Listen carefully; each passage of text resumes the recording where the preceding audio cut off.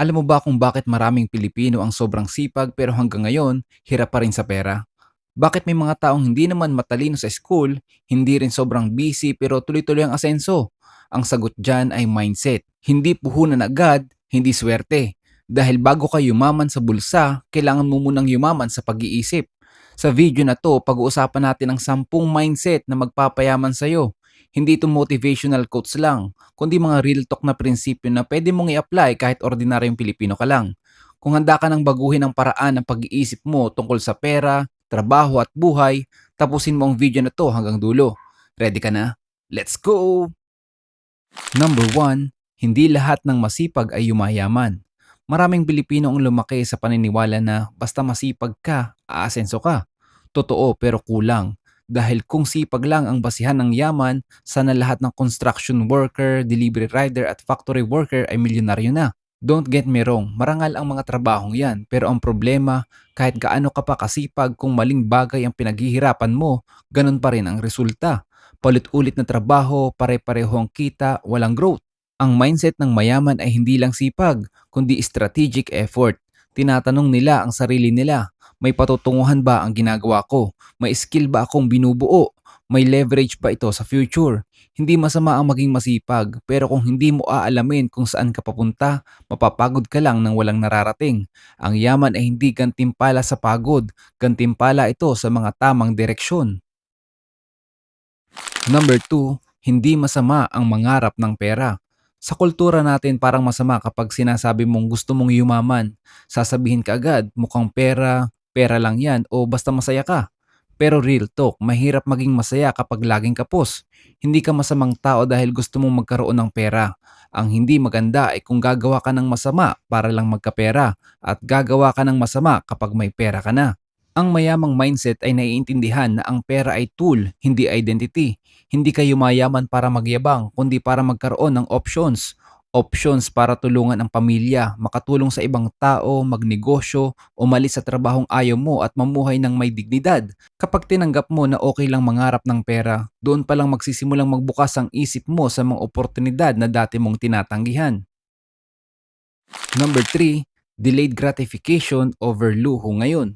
Isa ito sa pinakamahirap na mindset para sa maraming Pilipino at isa ito sa isinasabuhay ko na mindset. Dahil sa social media parang kailangan mo agad makisabay. Bagong cellphone, bagong sapatos, bagong motor. Pero ang tanong, may ROI ba yan o pampasaya lang sa ilang linggo? Ang delayed gratification ay kakayang magsabi na hindi muna ngayon para sa oo sa mas malaking bagay sa hinaharap. Ang mayamang mindset ay kayang tiisin ang pansamantalang discomfort kapalit ng long-term gain. Hindi sila allergic sa luho pero inuuna nila ang investment bago lifestyle.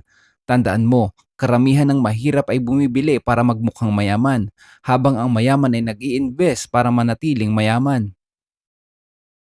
Number 4, hindi trabaho ang magpapayaman sa'yo, kundi diskarte. If you want to make a living, magtrabaho ka. But if you want to make a fortune, magnegosyo at dumiskarte ka. Walang masama sa trabaho pero wag mong iasa ang buong kinabukasan mo sa sweldo lang. Kahit gaano ka pa kasipag, may ceiling ang income ng empleyado. Ang mayamang mindset ay nagtatanong, ano ang pwede kong gawin bukod sa trabaho ko?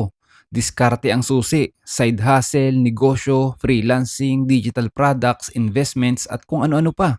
Hindi ito tungkol sa pagiging sakim kundi sa pagiging handa. Dahil sa panahon ngayon, isang crisis lang, tanggal ang trabaho. Ang mayaman ay hindi umaasa sa iisang income source. Ginagamit nila ang trabaho bilang panimula, hindi panghabang buhay na solusyon. Kung gusto mo talaga makaipon and eventually magnegosyo, kailangan mo ng tamang guide. Malaking tulong ang book na ito ni Sir Chinky para sa mga aspiring iponero and negosyante. Dito malalaman mo kung paano magplano ng tama para sa finances mo at maiwasan ng mga maling negosyo na nauuwi sa lugi. Ilalagay ko na lang ang link sa description and comment section. Number 5, hindi mo kailangang magmukhang mayaman. Maraming Pilipino ang inuuna ang image kaysa asset. Gusto nating magmukhang successful sa mata ng iba. Magandang damit, bagong gadget, travel post, kahit ang totoo, baon sa utang at puno ng stress. Dahil sa social media parang may pressure na ipakita na okay ka kahit hindi naman. Pero ang tunay na mayaman, tahimik. Walang flex, walang yabang, walang pa-impress. Ang mindset ng mayaman ay simple lang. Hindi ko kailangang patunayan ang sarili ko kahit kanino. Mas mahalaga sa kanila ang cash flow, savings at investments kaysa likes, views at validation ng ibang tao. Alam nila na hindi nababayaran ng palakpakan sa social media ang bills at emergencies. Mas pipiliin nilang maging low-key ngayon para maging malaya bukas.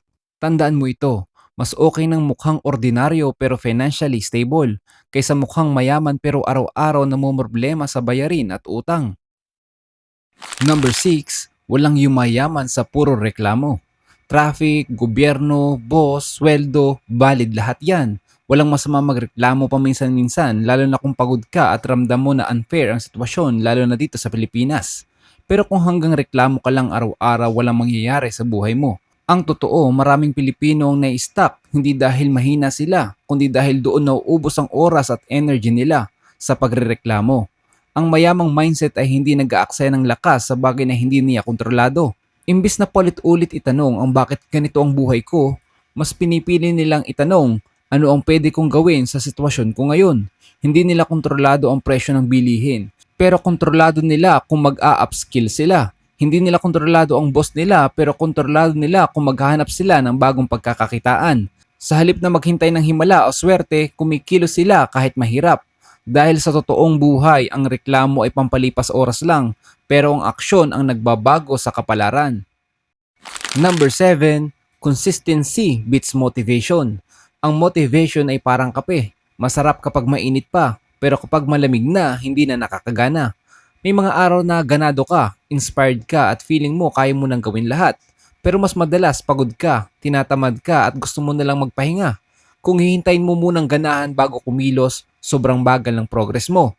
Ang mayamang mindset ay hindi umaasa sa motivation, kundi sa discipline. Kahit tinatamad, kahit walang nanonood at kahit walang pumapalakpak, tuloy pa rin. Ginagawa nila ang kailangang gawin kahit hindi exciting dahil alam nilang may patutunguhan ito. Naiintindihan nila na ang tunay na pagbabago ay hindi nangyayari sa isang biglang sipag, kundi sa maliliit na hakbang na inuulit araw-araw. Tandaan mo ito, hindi ang pinakamatalino ang umaasenso, kundi ang taong hindi sumusuko kahit paulit-ulit at mabagal. Consistency ang tunay na lihim sa pangmatagalang tagumpay. Number 8, responsibility over blame. Madaling sisihin ang magulang, ang gobyerno, ang sistema o ang sarili mong past mistakes. Madaling sabihin na ganito lang ako kasi ganito ang buhay ko. Pero ang mindset ng mayaman at successful na tao ay iba. Inaako nila ang buong responsibilidad ng buhay nila. Hindi dahil kasalanan nila ang lahat ng nangyari, kundi dahil alam nila na kapag inako mo ang responsibilidad, may kapangyarihan kang baguhin ang sitwasyon mo. Kapag puro sisi ka sa iba, kusang nawawala sa iyo ang kontrol at nananatili kang stuck. Pero kapag sinabi mo sa sarili mo na responsibilidad ko ito, biglang bumabalik sa iyo ang direksyon at wisdom. Doon ka nagsisimulang magdesisyon ng mas maayos, kumilos ng mas matapang at magplano ng mas malinaw. Ito ang mindset shift ng totoong nagbabago ng buhay. Mula sa pagiging biktima ng circumstances, nagiging creator ka ng sarili mong fortune. Number 9, hindi lahat ng kaibigan sasabay sa pag-angat mo. Habang nagbabago ka ng mindset at nagsisimula ka mag-level up sa buhay, asahan mo na may mga kaibigan o kakilala ka na tatawa, mangungutya at sasabihin nag-iba ka na. Masakit, oo, lalo na kung sila yung mga taong nakasama mo mula pa noon. Pero tandaan mo, normal ito. Hindi lahat sasabay sa growth mo. Ang mayamang mindset ay marunong pumili ng tamang environment dahil alam nila na malaki ang epekto ng paligid sa pag-iisip at ginagawa mo araw-araw. Hindi mo kailangan iwan ang lahat ng tao sa buhay mo, pero kailangan mong maging intentional kung sino ang bibigyan mo ng access sa oras, atensyon at energy mo. Dahil minsan hindi kakulangan sa talento, sipag o talino ang dahilan kung bakit ka stuck, kundi maling paligid na patuloy humihila pababa sa'yo. Piliin mo ang environment na nagtutulak sa'yo pataas, hindi pababa. Number 10, your time is more valuable than money. Pera ay pwedeng mawala at pwedeng kitain ulit, pero ang oras kapag lumipas, hindi na kailanman maibabalik. Ito ang dahilan kung bakit ang mayamang mindset ay sobrang maingat kung saan nila inuubos ang oras nila. Kanino sila makikihalubilo, saan nila ilalagay ang focus nila at paano nila ginagamit ang bawat araw. Hindi sila basta pumapasok sa mga bagay na panandali ang saya lang pero walang long-term value. Sa halip, ini-invest nila ang oras nila sa pagdevelop ng skills, pagbuo ng systems at paghahanap ng opportunities na patuloy na magbabayad sa kanila kahit tapos na ang effort. Kapag natutunan mong respetuhin at pahalagahan ang oras mo, magiging mas malinaw ang priorities mo. At kapag tama ang priorities, automatic na susunod ang pera. Kung may isang bagay kang dapat tandaan sa video na ito yon. Ang yaman ay desisyon, hindi aksidente. Hindi mo kailangan maging perpekto, kailangan mo lang maging consistent at handang magbago. Kung nakatulong sa iyo ang video na to ay i-like mo, i-share mo sa kaibigan o kapamilyang gusto mo ring umasenso at mag-subscribe sa channel natin dahil mas marami pa tayong pag-uusapang mindset, negosyo at diskarte para sa totoong buhay ng Pilipino. Tandaan mo, hindi pa huli ang lahat. Nagsisimula ang pagyaman sa tamang pag-iisip. Peace!